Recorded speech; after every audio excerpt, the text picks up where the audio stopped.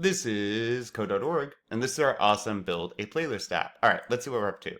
User story. I would feel like the message for when I add a song to my favorites is boring. I want something interesting. All right, let's make it happen. Note, you can click, yeah, got it. Okay. Create a list of named notifications that contain at least 3 different strings, fancy word for fancy word for words or sentences, stuff and quotes, that alert the user that they've added an item to their favorites. Use var list to create show me where, milestone 5. Okay, so let's head over to our variables and I can go ahead and drag this out. Now they say at least 3, so I'll stick with that. Oh, nice. No, I'm gonna do even better.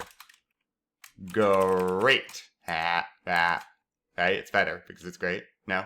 Okay. This is. Let's use super duper, which I did just pause this recording to double check if this is hyphenated because I wanted to use that so bad, students, and I want you to know I did that. Cool. Super duper and rad. Exclamation point. Because why not? All right, so we got our 3. Please pick something up better than this. I mean, you can't be better than super duper, let's be honest. So, all right, I got these separate. Yep.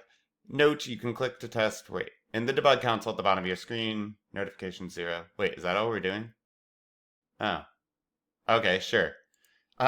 Slightly disappointed, but yeah, that works. Notifications, and they just want us to test this. I'm going to test.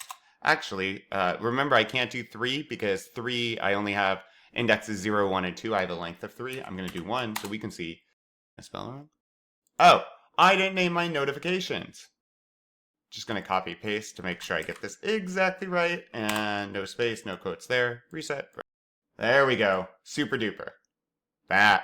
Awesome. Onward.